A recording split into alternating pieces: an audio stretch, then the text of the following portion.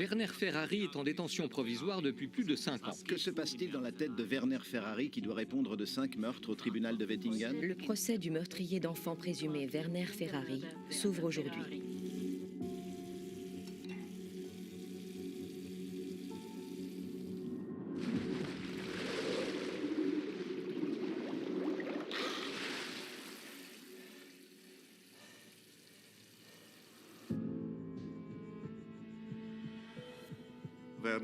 Werner Ferrari est certainement l'une des personnes les plus connues de l'histoire criminelle suisse, parce qu'il s'agit d'un tueur en série. Le plus étonnant dans cette série de meurtres, c'est que ça ait duré aussi longtemps. Avant et après cette affaire, nous n'avons plus jamais eu une telle série de meurtres d'enfants en si peu de temps. On a découvert que certaines recherches n'avaient pas été faites.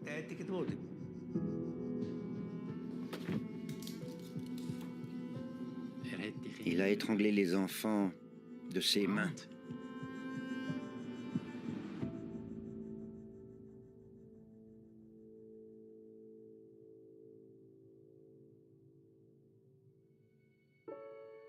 La police cantonale soleroise a arrêté un suspect dans le cadre de l'affaire du meurtre de Eggendorf.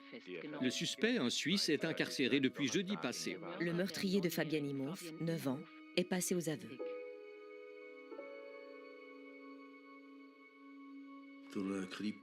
Un inspecteur de la police judiciaire est passé pour nous informer qu'il avait fait des aveux. Qu'est-ce que ça vous a fait? Ce moment, ça a été... Un soulagement. On a éprouvé une forme de soulagement, oui. On savait qui était le coupable. Et Fabienne était là. Elle était parmi nous, même si elle n'était plus en vie.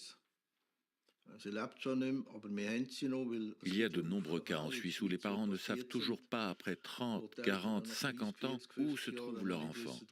Et ça, c'est une des pires choses qui soient.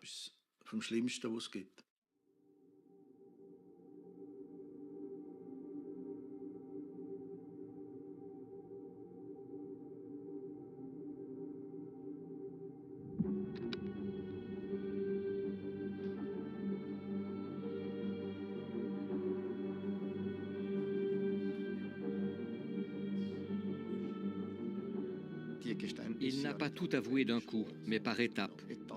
Parfois à des semaines d'intervalle. Mais à chaque fois qu'il faisait un nouvel aveu, le soulagement et la certitude d'avoir arrêté le coupable augmentaient.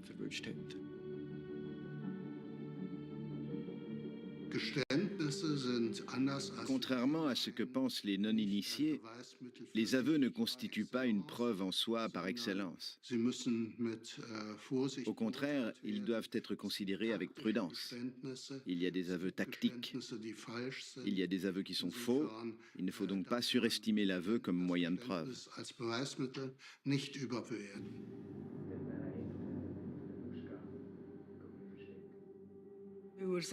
Comme il avait avoué, on a pensé que le procès pouvait avoir lieu. Mais il y a eu un retournement de situation.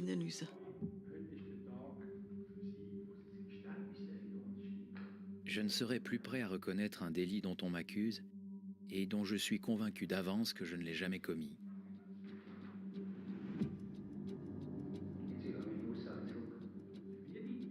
C'était certainement un cas difficile pour la police. Un jour comme ci, un jour comme ça, un autre de nouveau comme ci. Je pense qu'il s'agit d'une stratégie consciente, du moins en partie. En lisant les comptes rendus des interrogatoires, il apparaît très clairement que son objectif principal n'était pas de dire quelque chose, mais plutôt de taire certaines choses.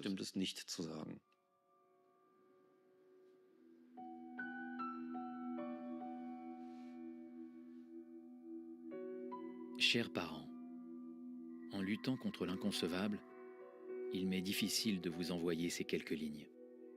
Sans le vouloir, je vous ai causé une grande souffrance. Il m'a écrit. Il nous a écrit des excuses, mais on n'a plus cette lettre.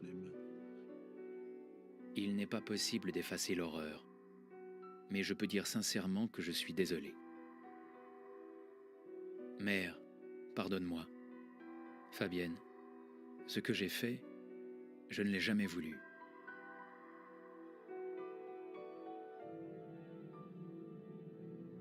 On lui a pardonné tous les deux. On l'a dit, on l'a écrit et publié, nous te pardonnons, mais nous ne comprenons pas ton acte. C'est ce qu'on a écrit. Bien sûr, ça a provoqué quelques remous. On comprend, mais comme le dit le proverbe, un chien qu'on déteste finit toujours par mordre. Ils disent que j'ai tué une personne, un enfant. Dans mon souvenir, tous les 4 sont encore en vie.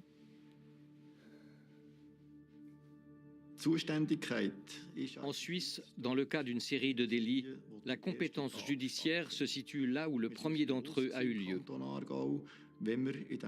En Argovie, on savait bien que si on soupçonnait cet auteur pour la première affaire, alors toute la procédure se déroulerait dans le canton d'Argovie. Ce qui est particulier, c'est qu'il a nié ce meurtre-là dès le début. Il s'agissait évidemment d'une affaire prestigieuse.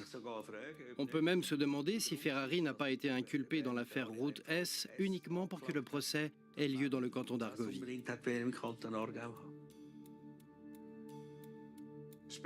Ce qui était remarquable, c'est qu'on avait des dossiers très complets et volumineux. On avait toutes sortes de rapports d'enquête des différents services de police. Il rapportait de nombreux délits concernant des affaires où les corps avaient pu être retrouvés. D'autres où les corps étaient parfois déjà décomposés ou démembrés, et d'autres encore où seul le squelette avait été retrouvé.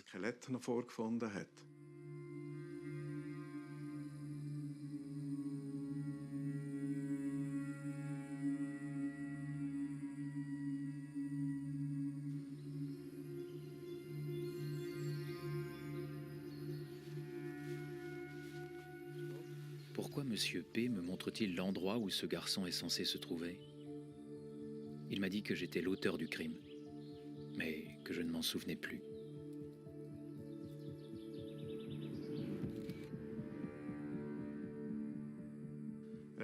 Il a avoué quelques cas, 4 cas je crois. Tous ces cas étaient identiques. C'est là qu'on a vu qu'il admettait les cas similaires et niait les autres qui étaient différents.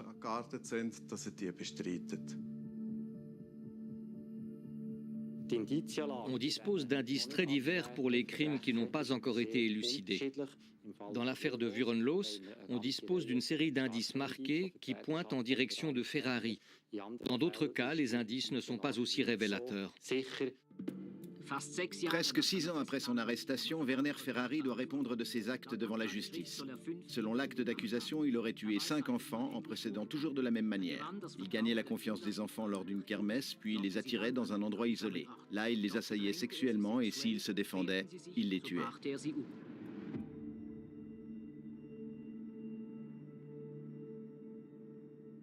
Je m'appelle Guido Neff. C'est moi qui ai dirigé le procès pénal contre Werner Ferrari à l'époque. Lors d'affaires pénales importantes, l'usage voulait qu'on discute entre présidents des différents tribunaux pour savoir qui souhaitait ou qui était en mesure de prendre en charge telle ou telle affaire. Cette affaire était particulière parce qu'il s'agissait de meurtre d'enfants. On en a discuté entre présidents. À l'époque, mes 2 collègues avaient des enfants de cet âge, et comme moi-même je n'en avais pas, on a décidé que c'est moi qui me chargerais de cette affaire.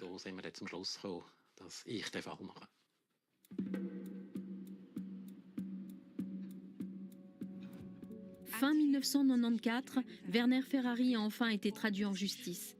Le procès a été largement couvert par les médias. C'était un grand moment. Werner Ferrari est jugé à Baden. Le procès du meurtrier d'enfants présumé, Werner Ferrari, s'ouvre aujourd'hui. Il arrive de la prison préventive où il a passé les 5 dernières années. Il aurait tué 5 enfants. On a mis en place un dispositif de sécurité inouï et les médias étaient présents en grand nombre. Il me semble que la salle était comble et il y avait environ 35 journalistes. On sentait que les gens étaient avides de sensationnalisme. En marge du procès du meurtrier présumé, certaines personnes du public se sont même prononcées en faveur du rétablissement de la peine de mort.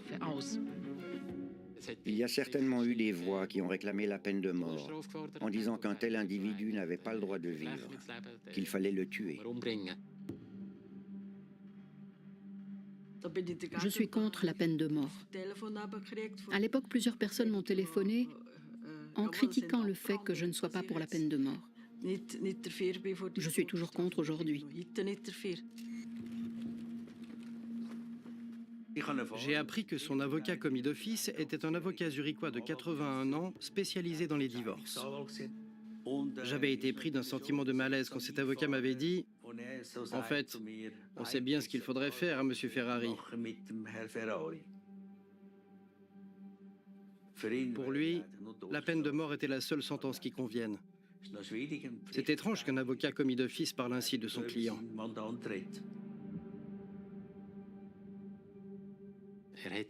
Il a étranglé les enfants de ses mains, ou avec un cordon de rideau, ou une fois avec la ceinture d'un peignoir, mais il les a étranglés jusqu'à ce qu'ils ne bougent plus. C'est fou, non? C'est tout de même normal d'être secoué. Je ne suis qu'un être humain. L'important, c'est de maîtriser ses émotions. On a tout à fait le droit d'être bouleversé, pour autant que personne ne le remarque.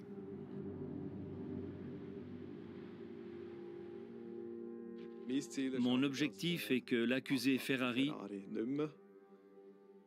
ne soit plus remis en liberté. Comment allez-vous faire? Je vais demander une peine de réclusion à perpétuité, assortie d'un traitement psychothérapeutique accompagnant l'exécution de la peine. J'espère qu'ainsi on ne pourra plus jamais lui faire un pronostic favorable pour une libération conditionnelle anticipée.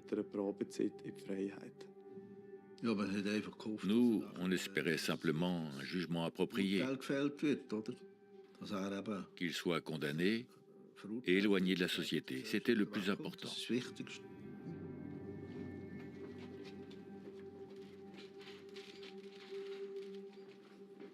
Ils l'ont fait entrer et je l'ai vu d'aussi près que je vous vois en face de moi.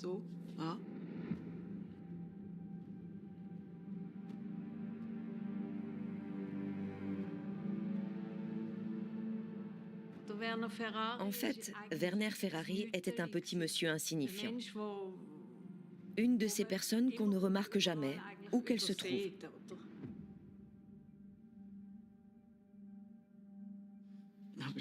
C'était un gringalet, comme on dit. Ce n'est pas quelqu'un dont on se méfierait. Je n'aurais pas eu peur si je m'étais retrouvée devant lui. Ce n'était pas un monstre.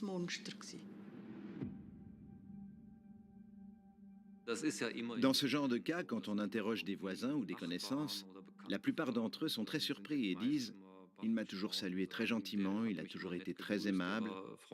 C'est incroyable. »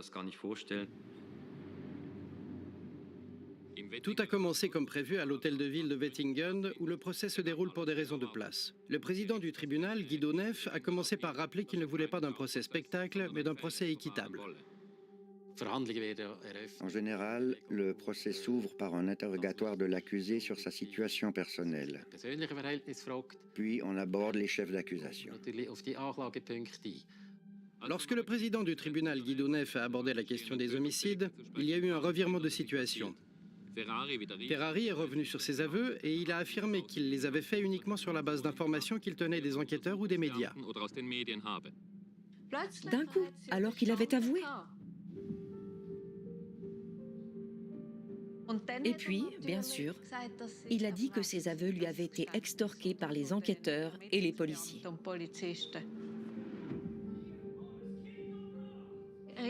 Il était tellement convaincu qu'il ne l'avait pas fait. Apparemment, il avait tellement refoulé ses actes qu'il lui était impossible de les regretter. Il a aussi dit que quelqu'un qui avait commis de tels actes devait nécessairement s'en souvenir. Et comme il ne s'en souvenait pas, ce n'était donc pas lui. On s'attendait à ce que ce procès se déroule sans heurts, vite fait, bien fait. Mais l'accusé ne voit pas les choses comme ça. Werner Ferrari, qui est jugé à Wettingen dans le canton d'Argovie pour les meurtres présumés de 5 enfants, est revenu sur ses aveux sur lesquels reposait le procès. Et puis le procès est tombé à l'eau. Ferrari est revenu sur tous ses aveux. Il avait un avocat de la défense tout à fait inadéquat, qui n'était pas un pénaliste. Son avocat a jeté l'éponge et il a fallu organiser un nouveau procès. Après la démission de son avocat, il a fallu mettre fin au procès, car Ferrari n'avait plus de défense appropriée. Le procureur s'attend à ce que Ferrari soit déféré devant le tribunal dans 3 mois au plus tôt. En tant qu'observatrice, j'ai un peu l'impression qu'à l'époque, ils ont peut-être été trop sûrs d'eux et qu'ils avaient choisi la voie de la facilité. Ça a été un coup dur. Pour les proches, c'est très difficile. Ils espèrent que l'auteur soit enfin condamné, mais celui-ci fait un coup d'éclat et tout s'écroule.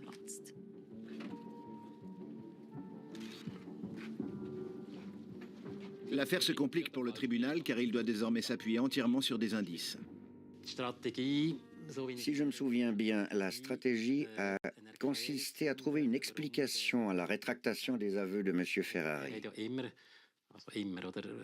En effet, il a toujours ou souvent fait valoir qu'il avait été influencé lors des interrogatoires, qu'on lui avait fait des promesses s'il avouait, etc., etc.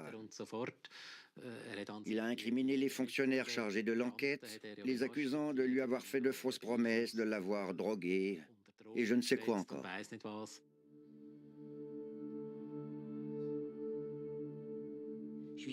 Tâche difficile pour les juges. Doivent-ils croire les aveux? Les psychiatres pourraient donner des indications à ce sujet. D'après Mario Etzensberger, Ferrari serait schizoïde. Il souffrirait d'un profond trouble du contact avec lui-même et son environnement. Ferrari souffrirait profondément de ces actes qu'il tenterait de refouler ou de défaire. Il est tout à fait possible qu'une personne fasse des aveux alors qu'elle n'a rien fait.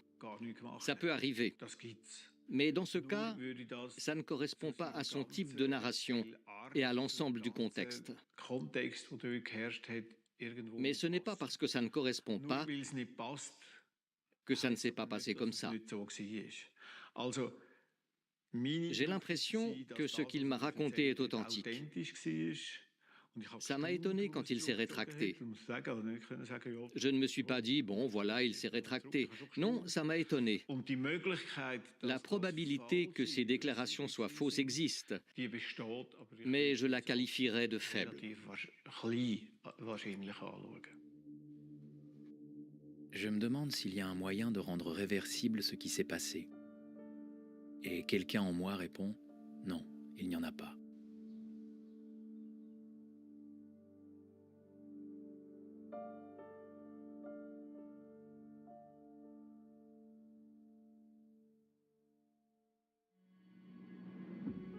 Que se passe-t-il dans la tête de Werner Ferrari qui doit répondre de 5 meurtres au tribunal de Wettingen? Ferrari a 49 ans.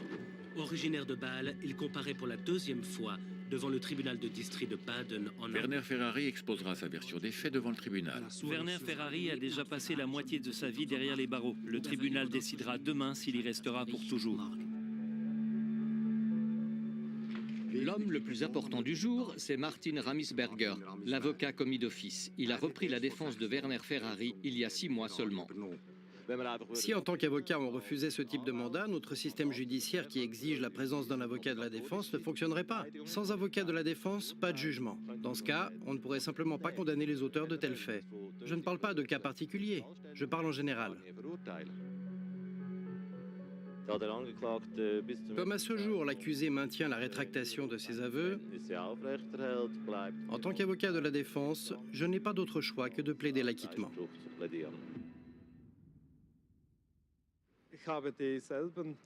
J'ai formulé les mêmes réquisitions qu'en décembre, car j'estime qu'au vu des preuves, la situation n'a pas changé. Je dispose de suffisamment de preuves pour établir les faits, même sans aveu. L'acte d'accusation était conforme aux actes d'accusation qu'on faisait à l'époque.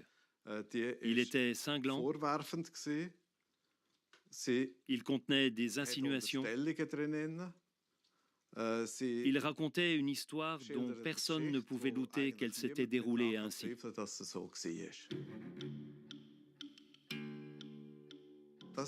On faisait toujours en sorte qu'on ne puisse pas mettre à mal une de nos accusations. Comme on ne pouvait pas les mettre à mal, personne ne s'y est risqué. Pourtant, on était face à des gens très affûtés.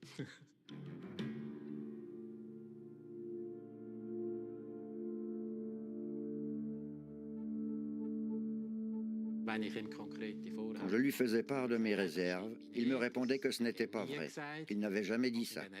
Je me souviens d'un moment où la discussion s'est un peu envenimée.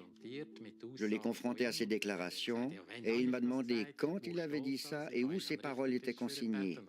Je l'ai alors invité à la table du juge pour lui montrer les documents des auditions avec sa signature. Et il s'est emporté, il a dit que ce n'était pas vrai, que tout ça n'était que mensonge. Là, la situation était délicate. Aujourd'hui, Ferrari est sorti de ses gonds pour la première fois.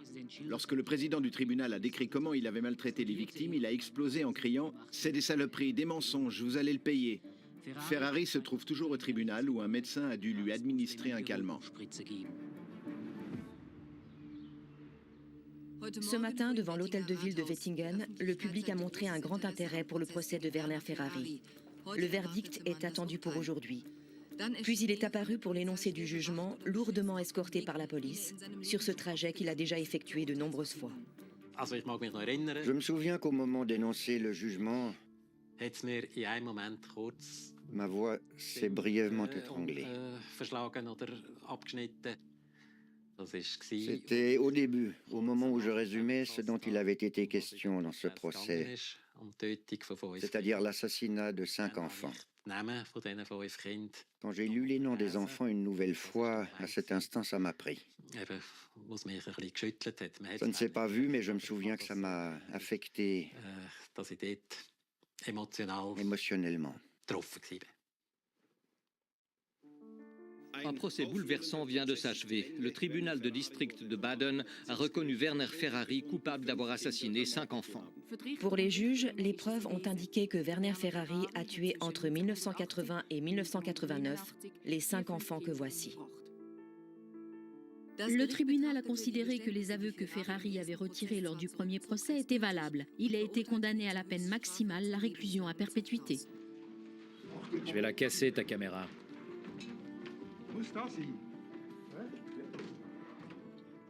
Ça n'a servi à rien. Fabienne est morte. Ça n'a servi à rien.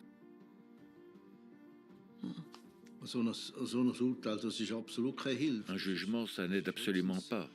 Au mieux, c'est une satisfaction de savoir qu'il a été puni, qu'il a été condamné. Mais ça ne résout pas le fond du problème.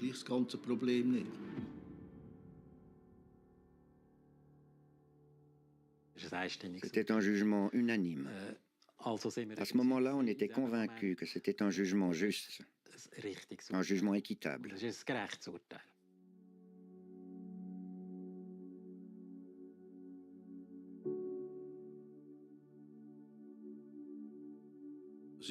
C'était la peine maximale qu'on pouvait lui infliger à l'époque.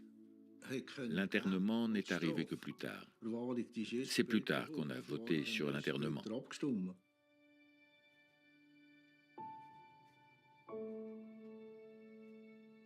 Je me rends compte que je suis le coupable.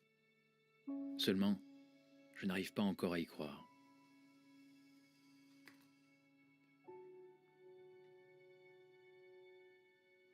Depuis 6 ans, Peter Holenstein est en contact régulier avec le tueur d'enfants multirécidiviste. Il dit que Werner Ferrari est devenu comme un frère pour lui. Dans son nouveau livre, Peter Holenstein rapporte leur rencontre.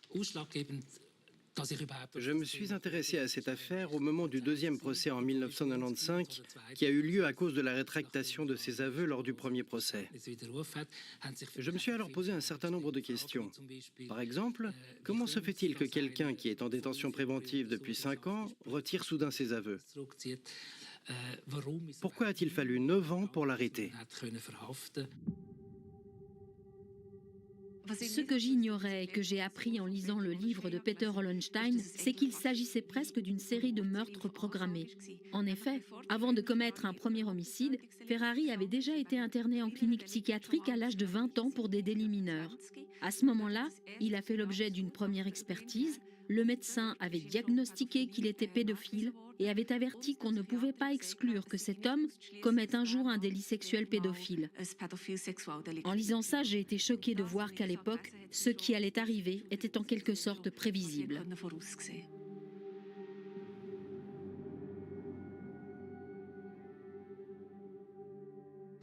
En effet, chez certains délinquants, on peut déceler très tôt une prédisposition à commettre des actes de violence et des délits sexuels, par exemple. Certains traits de caractère sont déterminés très tôt. On peut même se demander s'ils sont déterminés génétiquement.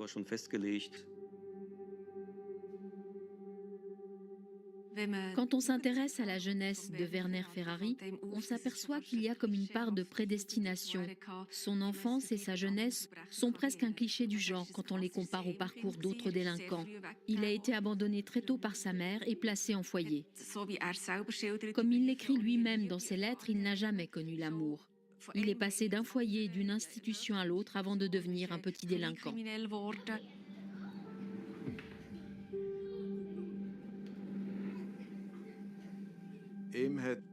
Il était en manque d'amour maternel, d'un environnement familial, de reconnaissance et de chaleur humaine. C'est pour ces raisons qu'il aurait commis ces actes. Il y a des témoins qui disent que tout ça est arrivé à cause de son enfance difficile. Évidemment, c'est faux. De nombreuses personnes ont eu une enfance difficile et heureusement, seule une infime minorité d'entre elles se mettent à tuer des enfants pour cette raison.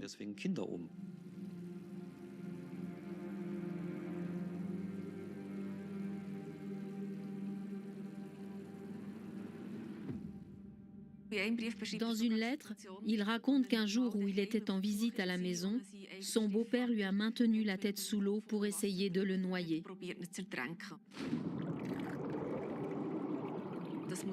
Ça a dû être une expérience traumatisante. D'ailleurs, il revient souvent sur cet épisode. Dans ses lettres, il prend presque un ton larmoyant pour signifier que cet épisode est la raison pour laquelle il n'a jamais connu l'amour et la raison de sa perpétuelle quête d'amour.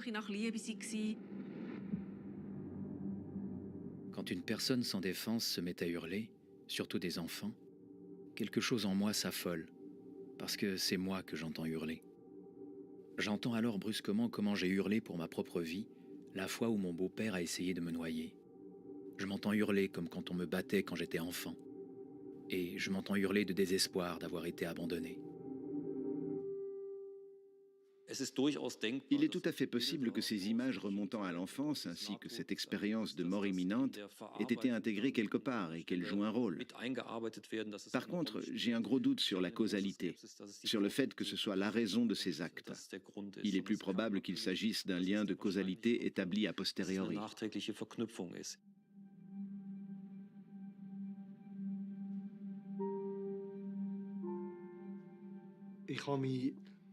Je me souviens des premières fois où j'ai rencontré Werner Ferrari. Je devais avoir 9 ou 10 ans quand il est venu pour la première fois à la maison. Mon père était chauffeur à la Migros et Werner Ferrari était son aide. C'est comme ça qu'il a été invité chez nous avant de devenir un familier de la maison.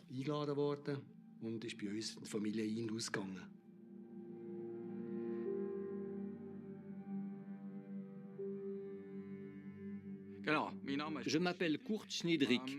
Je suis originaire d'Adelboden. Et oui, il y a presque 40 ans, quand j'étais enfant, j'ai connu Marco Ferrari.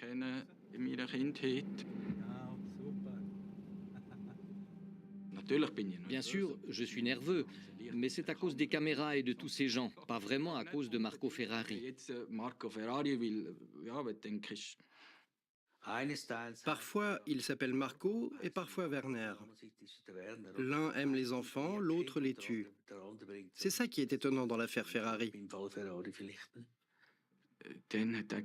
À l'époque, il a toujours dit qu'il s'appelait Marco. Mais oui, c'est un point intéressant. Son vrai nom, c'est Marco Werner Ferrari, non? C'est bien ça, oui.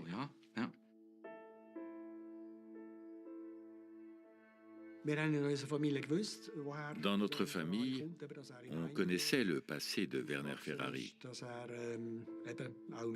On savait qu'il avait grandi dans des foyers et qu'il avait un tuteur. À l'époque, on savait tout ça, mais pas de façon détaillée.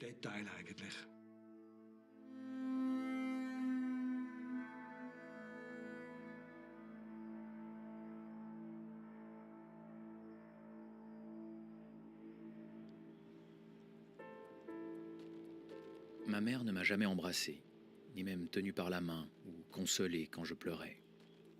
On me déplaçait ça et là, comme un meuble gênant, en espérant que quelqu'un s'en débarrasse discrètement. C'est un horrible assassin. Il a vraiment fait des choses qu'on ne peut pas excuser. Mais quand on voit ce qu'il a enduré durant toute son enfance, tous ces foyers pour enfants où il a grandi, et la violence qu'il a subie, toute cette merde qu'il a traversée, ok, je ne veux pas l'excuser, mais quand tu es obligé de vivre une telle vie de merde...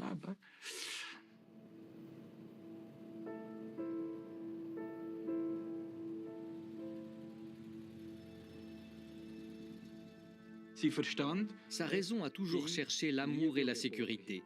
Il a essayé de les trouver, apparemment auprès des enfants parce qu'ils ne sont pas corrompus et qu'ils étaient les mieux placés pour les lui donner. Avec les femmes, ça n'a jamais vraiment marché. D'après mes souvenirs, il rencontrait généralement les enfants lors d'une foire. Ensuite, il tentait de s'approcher d'eux. Une fois qu'il était proche, les enfants se mettaient à crier et à se débattre. Et puis, visiblement, ça s'est terminé par leur mort. Ils sont morts. Ils ont été assassinés.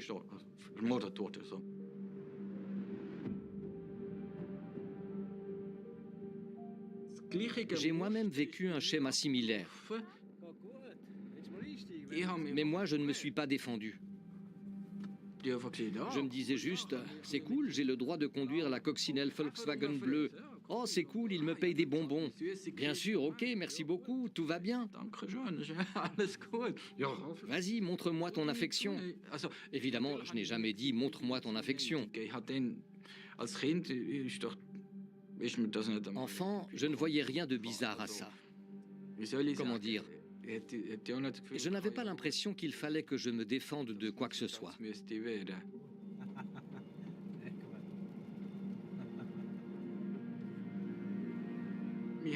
On a construit une relation, moi, ma famille et Marco Ferrari. Et puis tout d'un coup, il a disparu. Par la suite, on a lu tout ça dans les journaux. Oui, bon, ok, ça craint. Je suis heureux et reconnaissant d'être encore en vie. On va dire ça comme ça.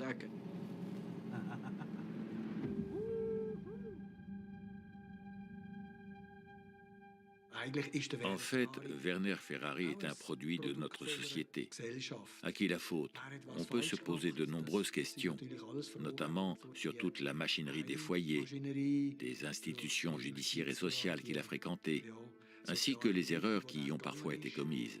Tout ça me fait réfléchir, parce que j'aimerais clore ce dossier dans ma tête.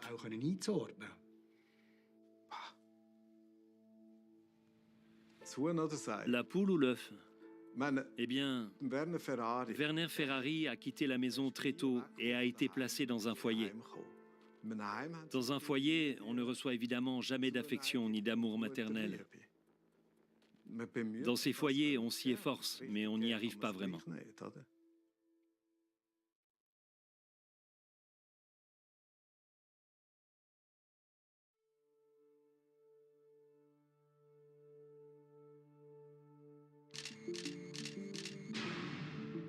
En mai 1980, Ruth, 12 ans, est assassinée dans cette forêt de Vurenloos, dans le canton d'Argovie.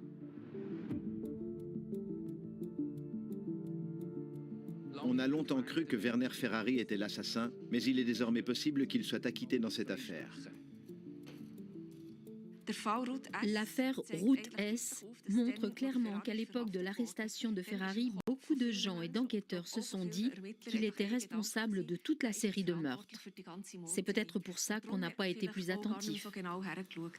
Pourquoi l'affaire de Vurenlos cause-t-elle tant de difficultés depuis des années à la justice argovienne? Schweiz Actuel pose la question au président du tribunal de Baden qui dirige l'enquête.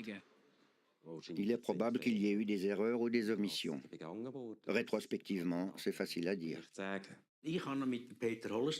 Avec Peter Hollenstein, qui a écrit le livre sur Ferrari,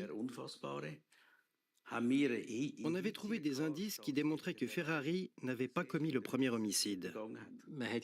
On a réuni toutes sortes d'indices, et dans l'affaire de Route S, beaucoup d'entre eux ne correspondaient pas du tout à Werner Ferrari. Mais voilà, on ne savait pas tout, et il se peut même que la police n'ait pas su tout ça pendant longtemps.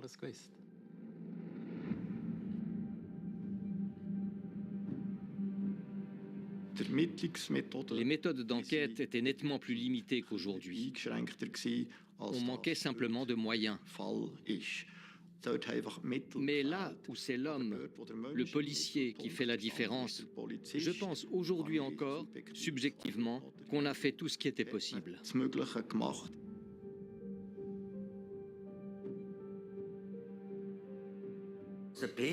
Peter Hollenstein avait été en contact avec certains parents des victimes, notamment avec la famille S. Dans le cadre de ces entretiens, le père de Ruth s'est souvenu qu'en 1980, une femme lui avait apporté 2 photos représentant une famille et sur lesquelles on voyait un homme en train de jardiner.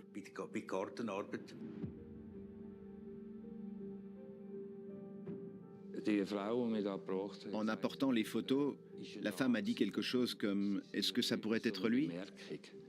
Je n'ai même pas pensé à lui demander qui elle était et elle est repartie. Arrivé chez moi, j'ai mis les photos je ne sais où. À l'époque, cette photo a également été remise à la police. Aujourd'hui, elle ne veut pas faire de commentaires. Depuis, il est évident que la police a commis une erreur en ne tenant pas compte de cette photo.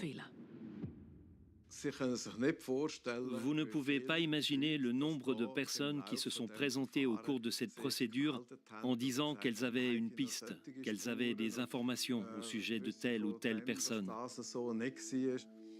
De véritables théories du complot.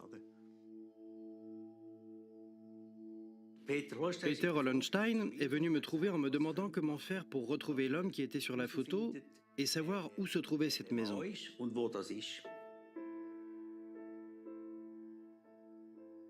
En arrière-plan, il y a une maison avec des bordures de fenêtres rouges caractéristiques.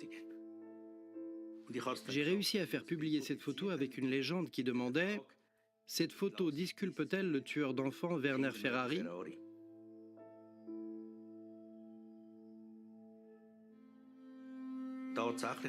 Le jour de la publication, à 9 h du matin, un voisin a appelé pour dire que cette maison se trouvait juste à côté de chez lui. C'était bien cette maison. Et il a ajouté qu'il connaissait cette famille, mais qu'elle avait déménagé.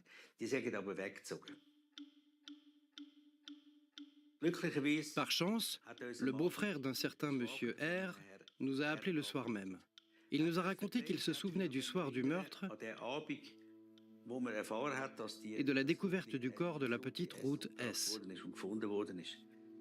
Il a ajouté que son beau-frère s'était comporté de manière très étrange, qu'il avait une morsure récente à la main et que par la suite, il avait dit qu'il avait attiré une fille dans la forêt, soi-disant pour lui montrer un chevreuil, mais qu'en fait, c'était juste pour la tripoter. Le beau-frère aurait dit « Qu'est-ce qu'elles ont ces bonnes femmes à toujours se mettre à crier ?» Il se souvenait de tout ça. Je lui ai alors demandé pourquoi il n'avait rien dit à la police et il m'a affirmé qu'il avait bien raconté tout ça à la police à l'époque. Mais on n'a jamais trouvé son témoignage dans les documents dont on disposait. Pour nous, c'était presque un scoop d'avoir trouvé quelqu'un qui pouvait avoir eu un lien étroit avec la fillette.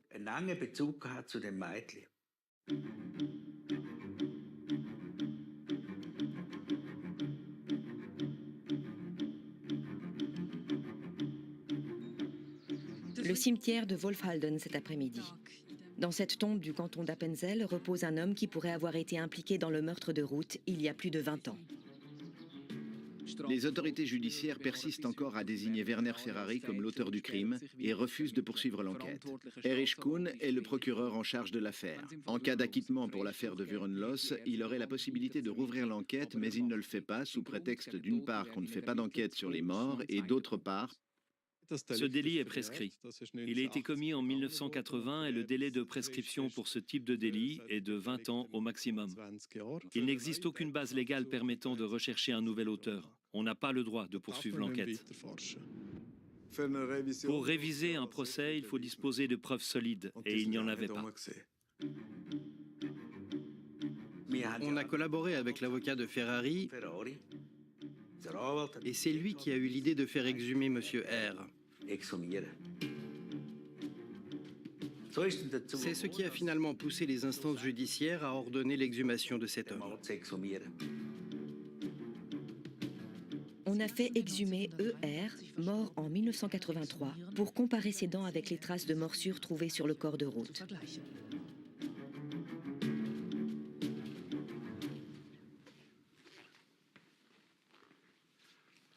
Je m'appelle Bernard Knell. En ma qualité de consultant de l'Institut de médecine légale de l'Université de Zurich, j'ai été mandaté en 2005 pour réaliser une expertise dans l'affaire Werner Ferrari. La dentition de Werner Ferrari présente deux particularités. En haut à droite, il manque la deuxième prémolaire, c'est-à-dire une petite molaire. En ce qui concerne la mâchoire inférieure, j'ai obtenu de M. Ferrari une déclaration convaincante selon laquelle, enfant, un garçon lui avait cassé une incisive avec une brosse à cheveux. Voilà pour les deux particularités de la dentition de Werner Ferrari, si on la compare à la dentition de celui qu'on a appelé son double. Sur la trace d'occlusion, on voyait surtout les dents antérieures de la mâchoire inférieure. C'est classique, car la mâchoire inférieure est la plus dynamique lors de l'occlusion. Sur la dentition du double, on s'est surtout concentré sur la dentition inférieure. On a remarqué, d'une part, que la canine inférieure droite présente une rotation de 90 degrés, ce qui est plutôt rare, et d'autre part, qu'il avait 4 incisives très serrées, alors que Ferrari n'en a plus que 3. Voilà pour les principales particularités.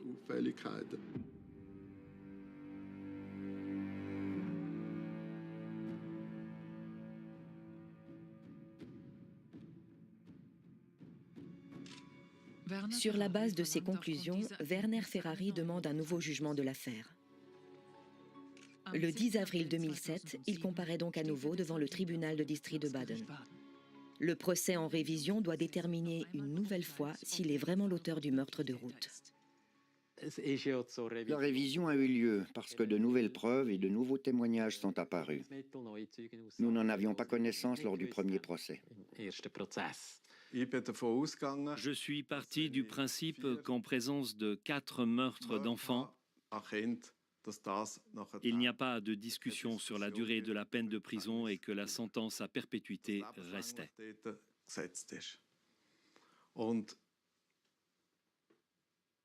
Ensuite, qu'il y ait un meurtre de plus ou de moins, ça n'a pas d'importance. Ce n'est pas tout à fait exact. Effectivement, ça ne lui apportera rien en ce qui concerne la durée de la peine. Il a été condamné par un jugement définitif pour les 5 meurtres, et s'il n'en a commis que 4, ça n'a aucune influence sur la durée de la peine, la prison à perpétuité. Mais c'est quand même important de savoir s'il a tué ou non ce 5e enfant qui serait le premier de la série. Dans cette situation, même un meurtrier condamné par un jugement définitif a droit à la présomption d'innocence.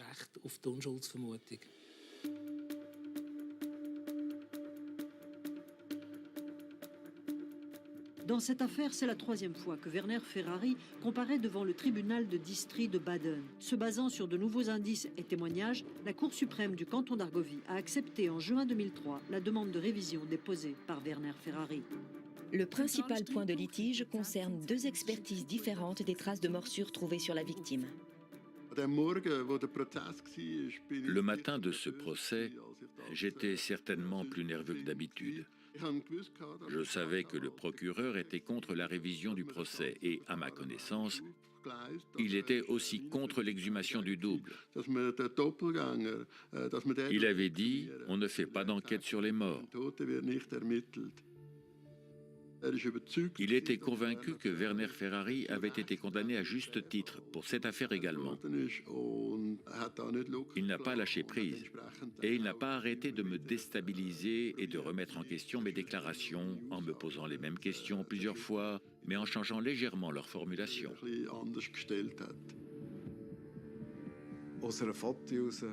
J'ai toujours douté de la valeur que pouvaient avoir des déclarations scientifiques faites sur la base d'une photographie. Ce n'est pas une preuve solide. Ce n'est pas un dossier de preuve solide. En tant que procureur, ça n'apporte pas de certitude. Je me suis vraiment senti mis au défi dans ma crédibilité scientifique. C'était une remise en question de mes compétences. Parce que pour moi, il était clair que la correspondance de la dentition et de la marque de morsure telle que je l'avais analysée était sans équivoque. Le 11 avril 2007, le tribunal conclut qu'il existe de sérieux doutes quant à la culpabilité de Ferrari. Le verdict, acquittement dans l'affaire Route S. Avec le recul, on peut dire qu'il s'agissait d'une erreur de jugement dans l'affaire Route S. La deuxième fois lors du procès en révision, on est arrivé à la conviction que ce n'était pas Werner Ferrari et qu'il fallait donc l'acquitter pour cette affaire. J'ai trouvé positif qu'il ait été possible de corriger une erreur judiciaire. Mais ce qui me semble le plus important encore, c'est que l'on ait pu donner à la famille de Route S des certitudes sur l'identité de l'auteur de la morsure et du coupable potentiel. Je suis convaincu que l'acquittement dans l'affaire Route S lors du procès en révision était juste. Le doute a certes été accordé à l'accusé, mais quand on voit tout ce qui a été fait, toutes les recherches, l'exhumation d'un autre coupable potentiel, ainsi que la comparaison de l'empreinte de la morsure, je suis convaincu que les preuves indiquent que Ferrari n'est pas le meurtrier de Route S. En plus du fait qu'il a toujours nié cet acte. Êtes-vous satisfait du jugement? Non. Pourquoi? Werner Ferrari n'est pas satisfait, parce qu'il insiste sur le fait qu'il est innocent dans tous les cas. Et parce que le verdict, réclusion à perpétuité, n'a pas changé. La peine de Ferrari est en effet la réclusion à perpétuité. Et la prison à vie, c'est la prison à vie.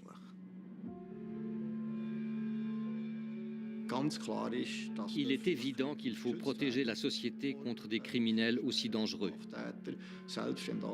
même si ça signifie qu'une personne ne retrouvera jamais la liberté de toute sa vie.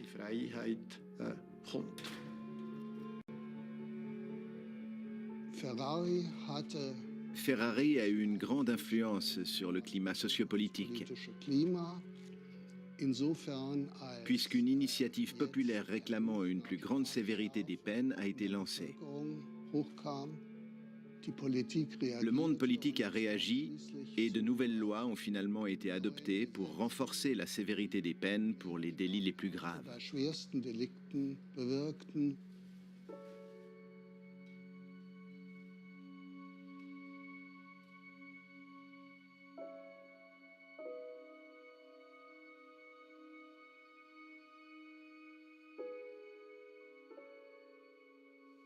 Combien de meurtres Ferrari a-t-il commis? Lui seul le sait. Et d'après ce que je sais de lui, il a aussi refoulé ça. Ou alors il le garde pour lui.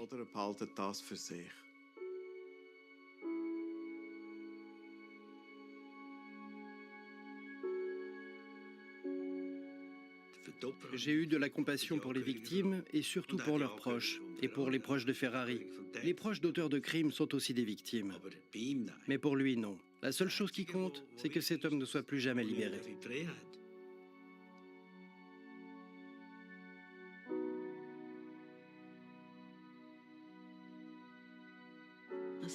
Ça me préoccupe tous les jours. Et pas seulement moi, mais aussi ma fille et mon fils. Tout le monde souffre. C'est comme ça. Par exemple, On fête toujours son anniversaire parce qu'on se dit que c'est ce qu'elle aurait voulu.